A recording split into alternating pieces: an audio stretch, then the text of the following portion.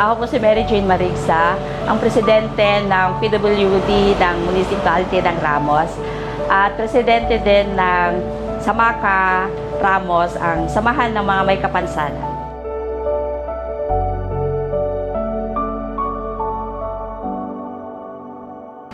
Ang Samaka Ramos, ang samahan ng mga may kapansanan sa Ramos, ay matatagpuan po sa Poblacion Center, Ramos Tarlac, dito po sa munisipalidad ng Ramos Tarlac.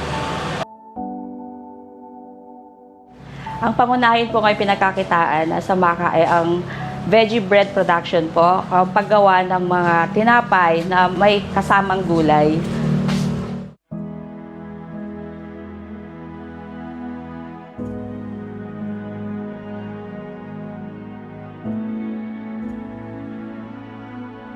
Bali, ang officers po namin ay 10.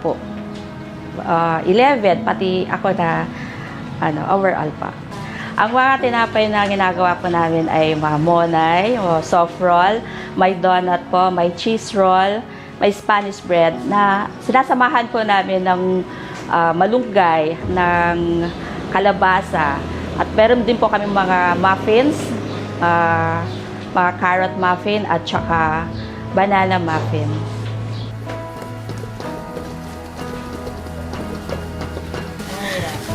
Dito nyo muna ilagay, ma'am. Tapos siya na lang i-flap, nakaba. Bago mo ilagay pa rin siya. Ilagay mo na dito.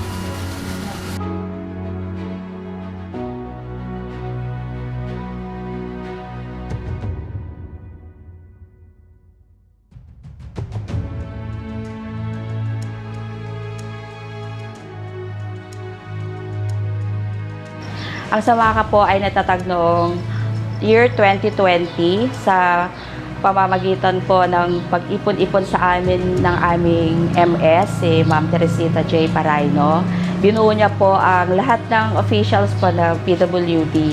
At doon po, inorganize na po ang Samaka para magkaroon po kami ng konting pagkakakitaan dito sa aming organisasyon. Inumpisahan niya po yan sa paggawa po namin ng mga candies, mga pulburon. Hanggang sa pumasok po ang DOST at binigyan po kami ng mga bakery equipments na siya pong nag-umpisa na nagkaroon po kami ng veggie bread production. Pinakauna po dyan, ma'am, na challenge sa amin ay yung pag-bake mismo dahil lahat po kami ay hindi marunong. Natuto na lang po kami sa paggawa ng tinapay nung nabigyan po kami ng mga trainings na siyempre kailangan din namin magpursige na matuto. At hindi rin naman po kami agad-agad natuto dahil marami po kaming hindi alam. May mga training din po silang pinagkaloob sa amin gaya ng entrepreneurial trainings, product costing, pati po ang PICEDO. Sila po ang nag-organize para mapuntahan kami ng PICEDO. At nakapag-training din po kami ng TESDA through DOST din po. Hanggang sa nakasanayan na rin at nabigyan po pa rin po kami ng mga iba't ibang trainings ba na lalong nahubog po yung aming paggawa ng mga tinapay. Pero nung pumasok ang DOST, binigyan po kami ng mga kagamitan sa pag-bake.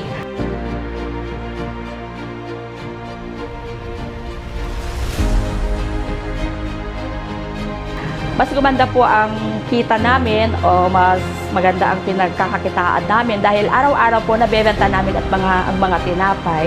At syempre ang tinapay tuwing umaga, kinakain po natin yan. Sa tanghali, sa merienda, laging meron po yan. At higit po sa lahat, dahil binigyan po kami ng pagkakataon ang MSWD, sa pamagitan po ng aming MS, nasusuplayan po namin ngayon ang feeding program ng mga bata sa daycare center.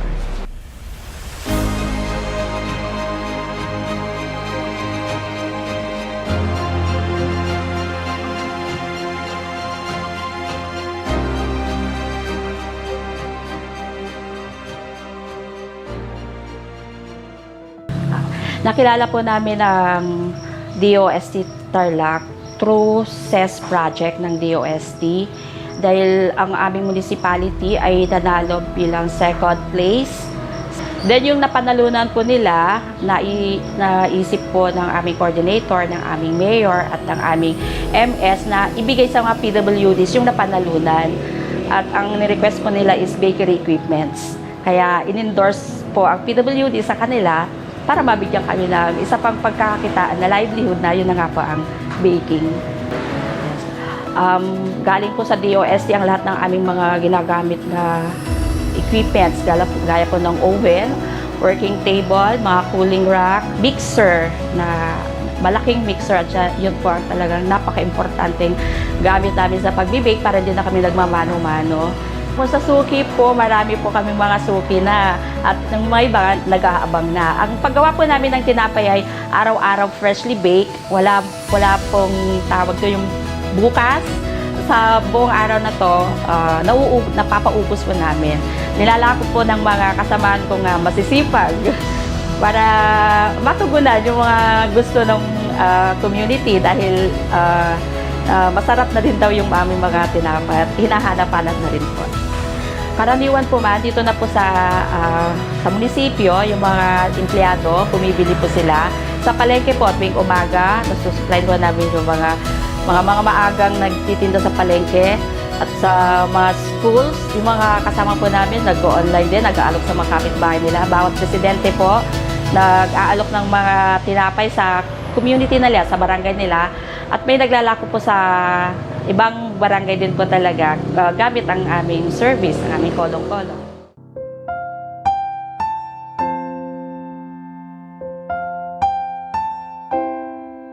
Bilang PWD, nagpapasalamat po kami. Higit sa lahat, nakakalabas po kami. Kasi merong soft spot ang mga PWD sa nahihiya.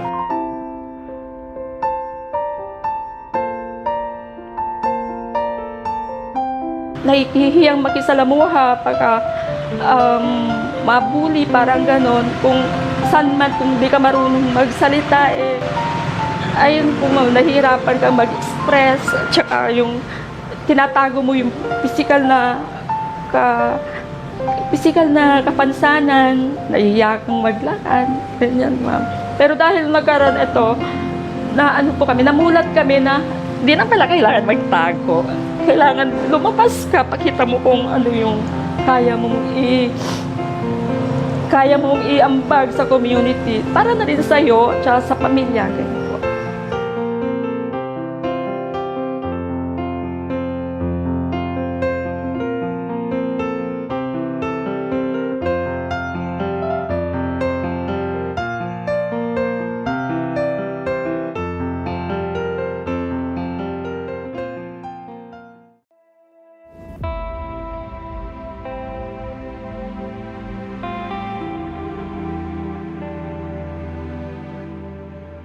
Moment po namin sa Samaka ay yung nanalo po kami sa CES, sa qualifier pa lang po kami. Malaking bagay na po yun. Tapos ayun sa provincial po, nag-first place kami. Tawang-tawa na po kami doon. Lalo po kami nagsipag. Pag nagtatawag po sila Ma'am Karen na may mga pa-training, agad-agad po, lahat po kami kompleto. Dahil pinapahalagan din po namin yung mga tulong at saka yung pagmamalasakit po ng mga taong tumutulong sa amin.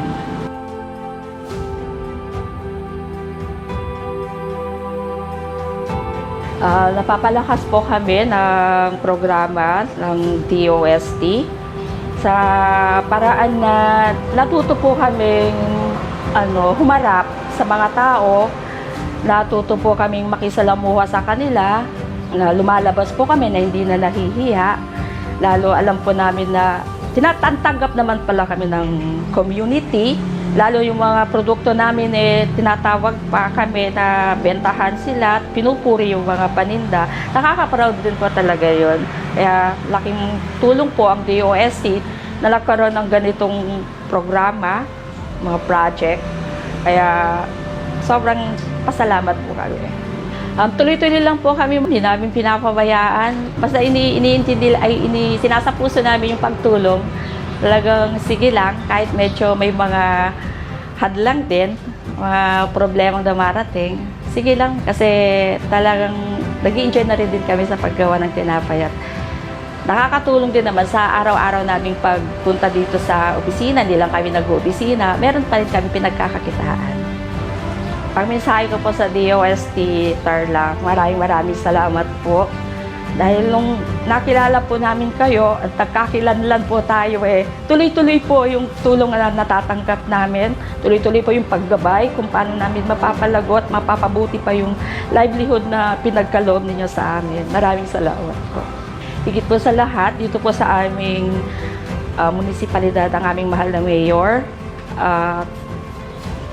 Honorable Celso L. Banag, ang aming pong MS, Ma'am Teresita J. Paraino, ang DOST Coordinator, si Sir Joseph Macaraeg. Sila po yung higit po na amin pong pinapasalamatan kasi sila po yung talagang naglapit sa amin sa DOST. Maraming salamat din po sa aming Vice Mayor na nagbigay sa amin ng kolong-kolong para hindi na po kami nagbabike na nagtitinda. Maraming pong salamat sa kanya. At sa lahat po ng empleyado ng munisipyo na tumangkilik sa mga una naming tinapay na kahit na matitigas, bumibili po sila lahat. At syempre, ang mga kasamahan ko po na matyaga na araw-araw pumapasok at kung may mga sinasabi kong kailangan nating gawin, agad po silang tumutugon. Kaya labis-labis din po ang pasasalamat ko po sa kanila. Nais ko pong sabihin, ang Samaha Ramos po ay may livelihood project po na veggie bread production. Kung gusto nyo pong matikman ang aming mga produkto, ay pwede naman po kayong mag-reach out sa amin. Maraming salamat po.